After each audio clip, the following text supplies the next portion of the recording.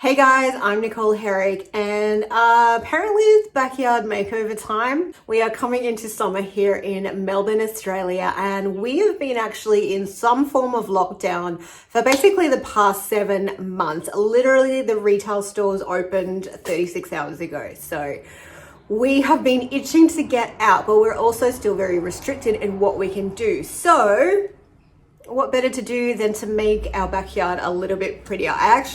My housemate's friend came over, looked at our backyard and went, oh my gosh, this could be so pretty if you just did a few things. So she has decided that we're doing a makeover. So I'm going to help her. She's going to help me. We're going to do it as a team. And let's see if we can kind of make this look a little bit better. Are you ready? Let's go.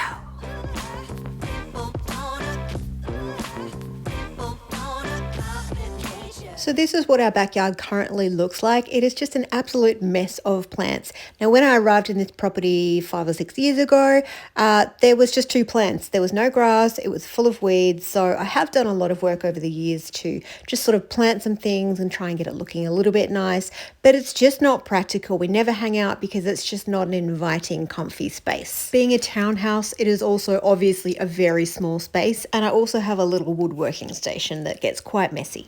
So the first thing I always do when planning a new space is draw up the space to scale. Then I can sort of look at, okay, what can I actually fit where? And then I can also figure out what size furniture is going to work in the space.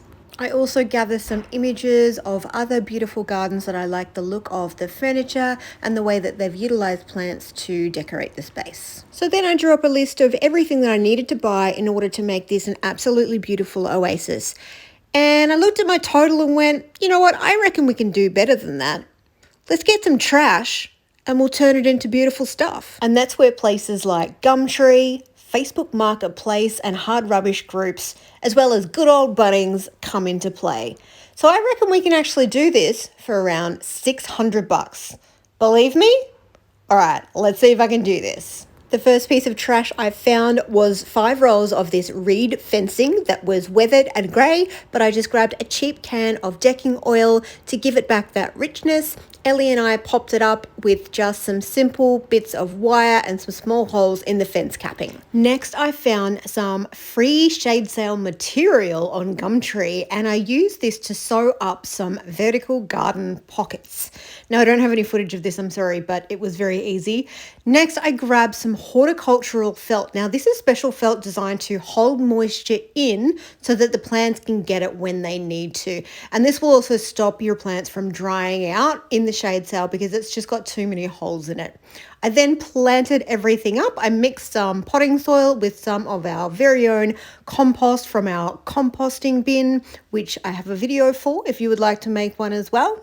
And most of these plants were free cuttings that we've gathered over the years from friends and family, but I did buy a few from Bunnings. Having all the plants in individual pockets also helps so that you can move them around if you need to for more sun, less sun, or if they don't look quite right where they are. With any small space, utilizing the vertical space draws your eye up and makes the space feel larger.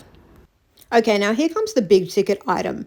This sofa from Restoration Hardware was my inspiration, and it's over $4,000 US, so about 6,000 Australian. It looked like a pretty simple design, so I drew up some rough measurements and then had a look on Gumtree and managed to find this futon frame for just $30. I took the original legs off and also just had to trim off the little wheel that allows it to lay down and back up again.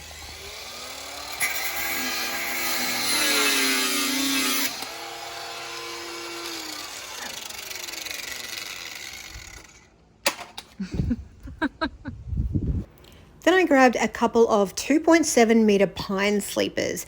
Now, 2.7 meters just fits in my car, so that's something to keep in mind as to how much you can fit in your car.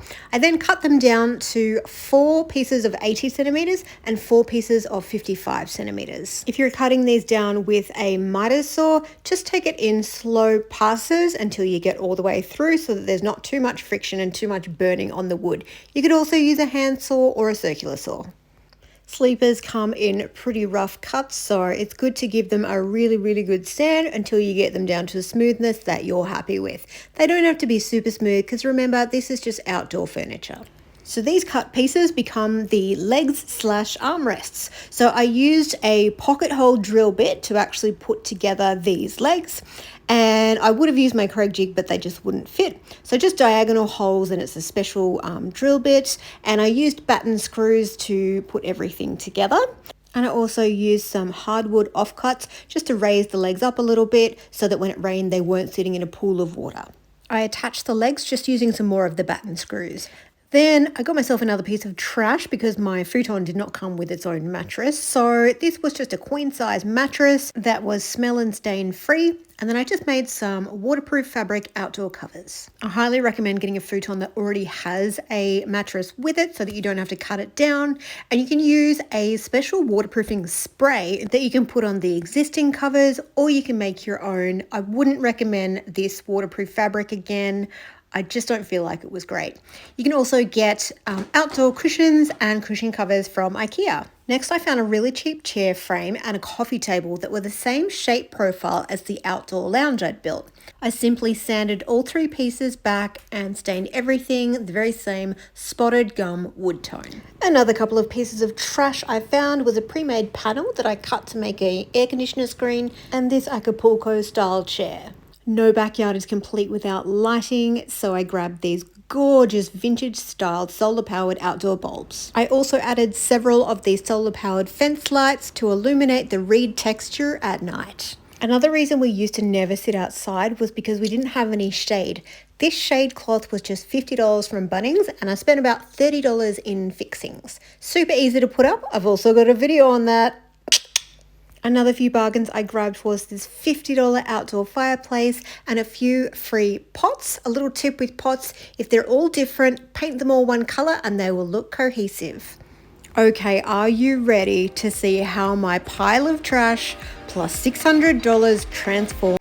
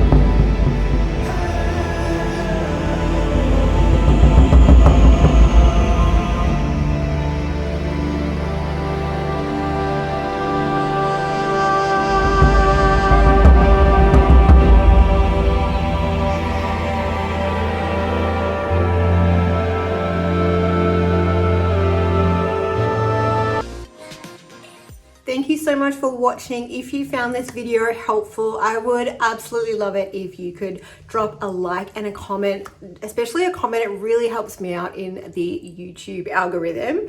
And also, if you're planning on building something and this has given you some inspiration, I would love it if you could tag me on the socials. I am at Nicole Herrick DIY over on Insta, Facebook, and TikTok. And if you haven't already, subscribe, because that's what you do on YouTube. Thanks for watching, guys.